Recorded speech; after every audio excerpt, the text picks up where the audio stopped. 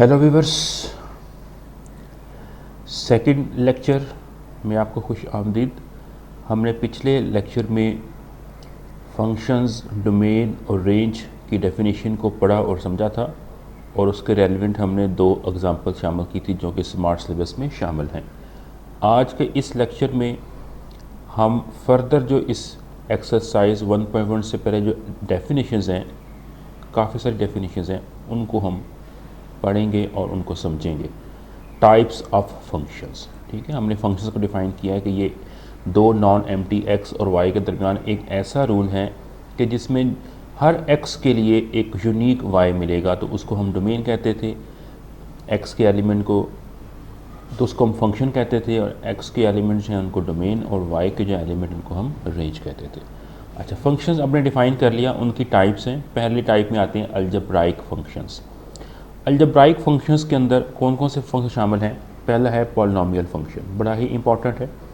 A function p of the form p of x is equal to a n x की power n plus a n minus one x की power n minus one, फिर plus a n minus two x की power n minus two, plus so on a 2x square plus a 1x plus a naught. ये तरतीब से लिखा हुआ function है। जितनी देखो x की पावर है उतना ही a n का सबस्क्रिप्ट है। ये जो a n है, a n माइनस वन है, ये रियल नंबर्स हैं। 1 2 5 नेगेटिव कुछ भी हो सकते हैं। और x की पावर देखें, जो n है ये पॉजिटिव नंबर है, पॉजिटिव नंबर होगा, और ये इंटीजर, पॉजिटिव इंटीजर होगा। मतलब n की जो वैल्यू है वो हो सकती है 0 हो सकती है, 1 हो सकती है, 2 3 एंड सो ऑन हो सकती है। ठीक है, ये ज़रूरी है। इसमें लिखा हुआ है कि यहाँ पे जो कोफिशिएंट्स है वो हर रियल नंबर है, और जो एक्सपोनेंट्स हैं, मतलब जो पावर्स हैं एक्स की, आर नॉन नेगेटिव इंटीजर्स। ये नॉन नेगेटिव इंटीजर्स है। ठीक हो गया? इसे तब हम जाकर कहेंगे ये एक पॉलिनोमियल फंक्शन है। और अगर ये पहले वाला जो a n है, अगर ये नॉन ज़ीरो हो जाए तो फिर इस पॉलिनोमियल की जो डिग्री होगी वो x की पावर है, यानी जो हाईएस्ट पावर होती है x की, वो उसकी डिग्री कहलाती है। यहाँ पे याद रखना ये है कि मैं डिफरेंट इसकी एग्जांपल ले रहा हूँ। मतलब मैं यह कह सकता हूँ कि 4x की power 4 minus 3x cube plus x square minus x plus 17, ये एक पॉलिनोमियल है। ये पॉलिनोमियल इसलिए कि यहाँ पे देखें x की जो पावर्स आ रही हैं वो सारी की सारी पॉजिटिव इंटीजर्स हैं, और ज़ीरो कहाँ पे आती है? यहाँ पे कांस्टेंट टर्म होती है। यहाँ पे x की पावर 0 असल में होती है। तो ये एक देखिए एक पॉलिनोमियल फंक्शन है, इसमें हाईएस्ट पावर x की 4 है, तो इस पॉलिनोमियल की जो डिग्री है वो 4 है। अच्छा, और देखिए 2x square minus x plus 1, ये भी पॉलिनोमियल है ऑफ ऑर्डर ऑफ डिग्री 2, इसके क्वाड्रेटिक फंक्शन भी कहते हैं। और ये भी पॉलिनोमियल है। x की पावर चेक करें, 2 है, फिर 1 है, फिर 0 है। लेकिन अगर मैं लिखूं 1 प्लस 1 ओवर x, ये पॉलिनोमियल नहीं है, दिस इज़ नॉट पॉलिनोमियल। क्यों? क्योंकि ये देखिए, अगर मैं सिंप्लीफाई करूं तो ये 1 प्लस एक्स की पावर नेगेटिव 1 बन जाना है। ये जो पावर है ये नेगेटिव में आ गई, तो it's no longer a polynomial. ये पॉलिनोमियल जो है वो नहीं है। इसी तरह मैं अगर एक और लिखूं polynomial, x square minus 4x का square root minus 1 is equal 0, ये भी पॉलिनोमियल नहीं है। क्योंकि यहाँ पे देखिए ये जो टर्म है इसकी पावर क्या आ गई है? x की पावर 1/2 है। ये इंटीजर नहीं है, ये फ्रैक्शन की फॉर्म में आ गया। It's no longer a polynomial. ठीक हो क्या? तो आपने देखना है कि x की पावर पॉजिटिव आए तो फिर जाकर तमाम टर्म्स की x की पावर पॉजिटिव आए तो फिर जाकर उसे हम पॉलिनोमियल फंक्शन कहते हैं। अच्छा, पॉलिनोमियल में आगे डिग्री के हिसाब से इसकी फर्दर टाइप्स हैं। लीनियर फंक्शन होगा, इसमें डिग्री 1 आएगी। If the degree of polynomial function is 1, तो फिर उसको हम कहते हैं लीनियर फंक्शन। ठीक है, ये लीनियर इक्वेशन कहते हैं। इसकी जनरल जो फॉर्म है वो ये लिखी हुई है, f ऑफ x। ठीक है, f of x is equal to ax plus B, और यहाँ पे ज़रूरी है कि a नॉन ज़ीरो हो, क्योंकि अगर a ज़ीरो होगा तो ये टर्म खत्म हो जाएगी, फिर ये लीनियर नहीं बनेगी, ये फिर कांस्टेंट बन जाएगी। उसके बाद लीनियर के बाद देखिए आइडेंटिटी फंक्शन, इसका अगर इसकी डिग्री 2 हो जाए तो उसे क्वाड्रेटिक कहते हैं, वो मैं लिखिए क्वाड्रेटिक इक्वेशन बन जाती है। अगर डिग्री 3 बन जाए इसे क्यूबिक इक्वेशन कह देते हैं। सब जितनी उसकी डिग्री बनेगी उस हिसाब से उसका नाम रखा हुआ। आइडेंटिटी फंक्शन क्या होता है? For any set X a function I from X to X, ये लिखने का तरीका है कि आई उसका नाम कर दिया। पहले हम f कहते थे, वो जो हमने डिफाइन किया वो f from x to y है, उस जो हमने शुरू में डिफाइन किया। यहाँ क्या उसने f की जगह पे नाम कर दिया i है, आइडेंटिटी की मुनासबत से, और x से x है। यहाँ पे सेट वही है, x से x में ही जा रहा है, उसकी डोमेन भी x है, उसकी रेंज भी x है। Of the form F of x is equal to X for all X belong to X. ये जो सिंबल है ना इसे फॉर ऑल पढ़ते हैं। इसका मतलब बनता है कि आप एक्स कैपिटल एक्स जो सेट है उसके तमाम एलिमेंट के लिए ये बात ट्रू आए कि f of x is equal to x आ जाए, तो फिर उसको हम कहते हैं कि वो आइडेंटिटी फंक्शन है।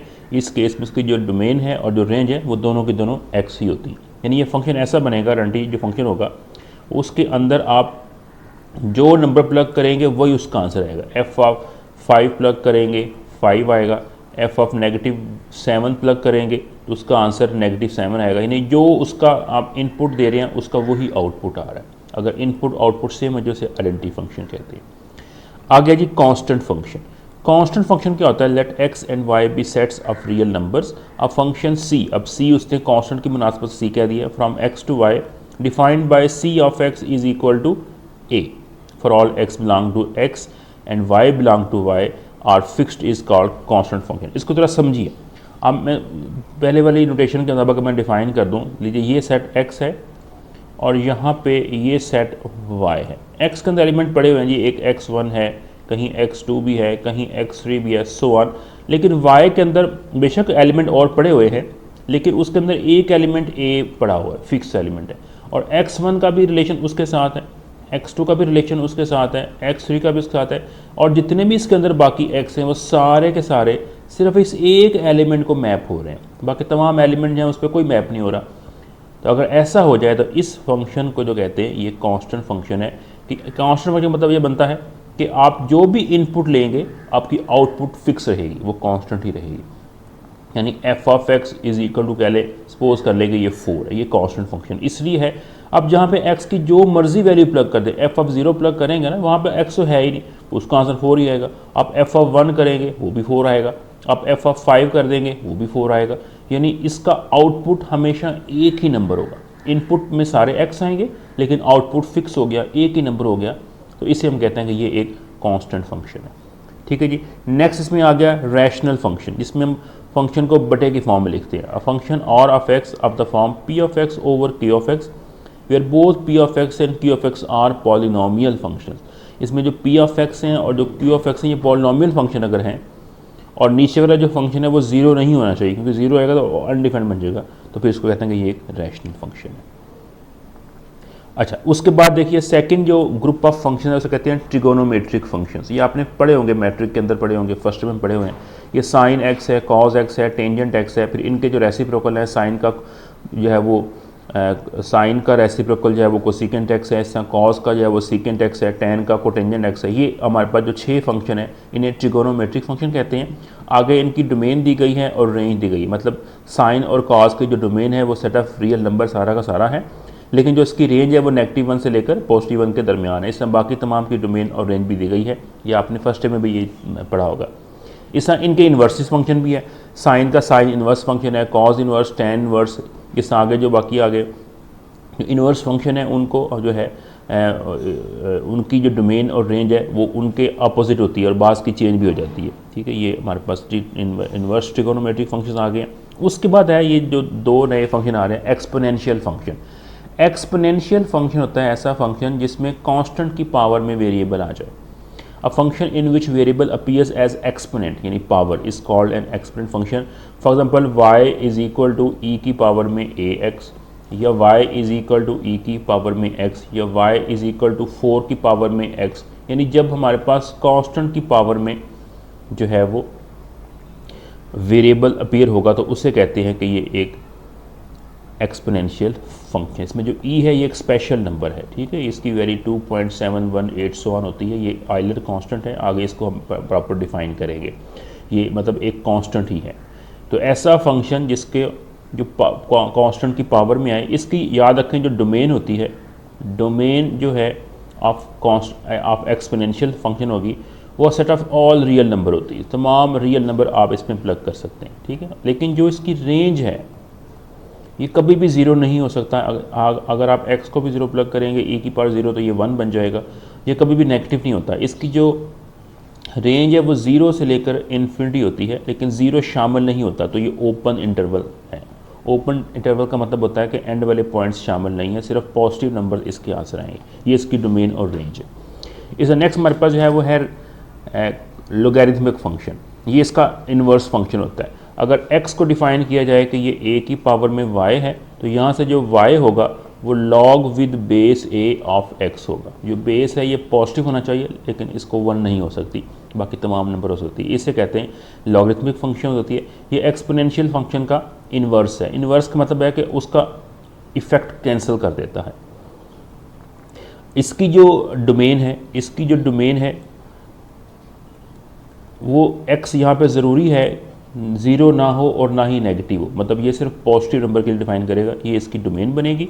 अलबत्ता इसकी जो रेंज है वो हर नंबर आ सकती है, वो आपकी पूरा सेट ऑफ जो है वो रियल नंबर उसकी रेंज बन सकती है। अगर आप गौर करें तो इसकी जो डोमेन है और रेंज और इसकी जो डोमेन रेंज है वो आपस में अपोजिट है।